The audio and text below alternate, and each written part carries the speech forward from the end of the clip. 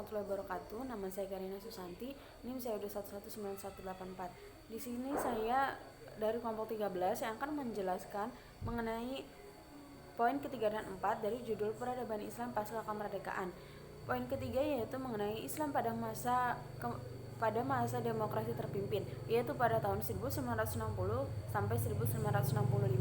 Pada tahun 1957, Partai Islam Masyumi bukan saja renggang, tetapi juga tambah bertentangan secara konfrontatif dengan presiden.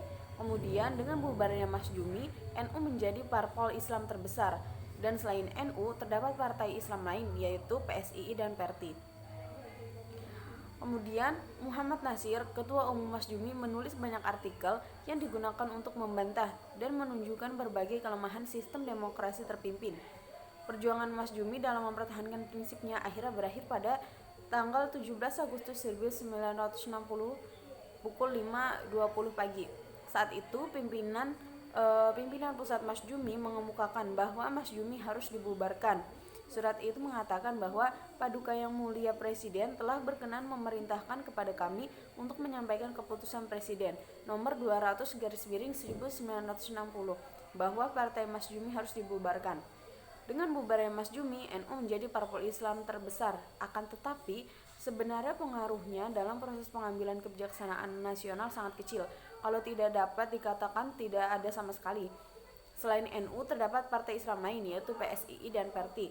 Ketiga partai ini berhasil bertahan selama periode demokrasi terpimpin karena mereka mampu menyesuaikan diri dengan tuntutan demokrasi terpimpin, seperti yang dikehendaki Presiden Soekarno. Kemudian kelihatannya ketiga partai Islam tadi tidak lagi memperlihatkan identitasnya. Mereka sekedar mengikuti kehendak dari Soekarno. Misalnya, sikap NU mengenai kemerosotan ekonomi selama periode demokrasi terpimpin.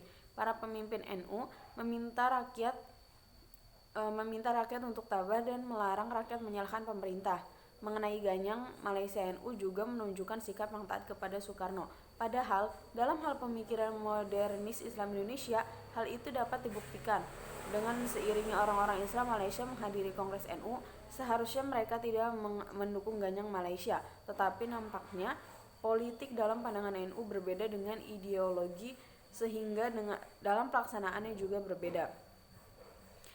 Kemudian persatuan dan kekompakan yang diperlihatkan pada saat persidangan Majelis Konstituenti tidak terlihat lagi. Islam sebagai pemersatu di antara partai Islam itu telah hilang atau sama sekali tidak menjadi perhatian. Kemudian selanjutnya saya akan menjelaskan mengenai Islam pada masa Orde Baru. Tindakan pemerintah Orde Baru yang menunjukkan pemihakan kepada umat Islam seperti pembebasan tokoh-tokoh Islam dan diizinkannya koran dan majalah Islam diterbitkan kembali setelah sebelumnya pada masa Soekarno dilarang. Selain itu, umat Islam berkeyakinan bahwa mereka memiliki peran yang besar dalam memberangus gerakan komunis di Indonesia, yaitu PKI. Munculnya harapan itu dikarenakan beberapa tindakan pemerintah Orde Baru yang menunjukkan pemihakan kepada umat Islam. Selain itu, umat Islam berkeyakinan bahwa mereka memiliki peran yang besar dalam memberangus gerakan komunis di Indonesia.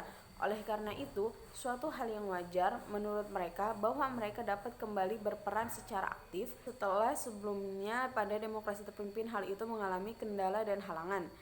Kemudian, tahap pertama yang dilakukan oleh umat Islam untuk mewujudkannya adalah merehabilitasi Masyumi. Pada permulaan Juni 1966, organisasi-organisasi Islam seperti Muhammadiyah, NU secara terbuka mulai menganjurkan perehabilitasan Masyumi. Akan tetapi, keinginan besar umat Islam tersebut mendapatkan jawaban yang tidak mengenakan dari Soeharto. Dalam surat yang dikirimkan Soeharto pada Prawoto Mangkusasmito pada 6 Januari 1967 sebagai balasan surat Prawoto Mangkusasmito pada 22 Desember 1966 mengenai keberatan terhadap status pembubaran Masyumi, dinyatakan bahwa Soeharto berdasarkan alasan yuridis, ketatanegaraan, dan psikologis menolak rehabilitasi Masyumi. Alasannya yaitu pemerintah itu adalah dikhawatirkan akan menyebabkan bangkitnya ekstremis Islam apabila Masyumi direhabilitasi. Kemudian peristiwa politik lainnya yang menunjukkan upaya serius kalangan Islam untuk merealisasikan cita-cita politiknya adalah usaha pengakuan Piagam Jakarta sebagai dasar negara. Kemudian pada sidang MPRS tanggal 25–28 Maret 1968, pemimpin politik Islam berusaha keras memasukkan Piagam Jakarta ke dalam agenda keputusan Sidang Umum MPRS 1966 Komisi 2. Akan tetapi, usaha ini mendapat penentangan keras dari kelompok PNI, Kristen, dan Wakil ABRI. Ketiga kelompok ini yang pada masa-masa sebelumnya juga menentang Piagam Jakarta ternyata tidak mengalami perubahan sikap walaupun mereka telah menyaksikan peran umat Islam dalam memberangus PKI. Kemudian setelah perjuangan pengakuan Piagam Jakarta sampai pada persidangan Komisi 2 dan Komisi 3 MPRS tidak berhasil sampai SU MPRS ditutup, maka wakil-wakil partai Islam dari NU, PSI, dan para musi menemui Soeharto. Dalam pertemuan itu, wakil-wakil partai Islam mengemukakan keinginannya agar pemerintah menjadikan aspirasi politik Islam direalisasikan sebagai politik resmi negara. Akan tetapi keinginan itu ditolak oleh Soeharto. Soeharto kemudian menegaskan dalam Kongres Veteran pada April 1968 bahwa dia tidak bersedia melaksanakan usul-usul dasar yang ditetapkan oleh MPRS. Kemudian selanjutnya dengan diterimanya Pancasila sebagai asas tunggal, maka Partai Persatuan Pembangunan (PPP) yang dianggap sebagai perwakilan partai Islam tidak bisa lagi mengklaim dirinya sebagai partai Islam. PPP yang sebelumnya eksklusif untuk umat Islam dipaksa pemerintah menjadi partai terbuka untuk semua golongan. Baik, mungkin cukup sekian penjelasan dari saya, kurang lebihnya mohon maaf. Wassalamualaikum warahmatullahi wabarakatuh.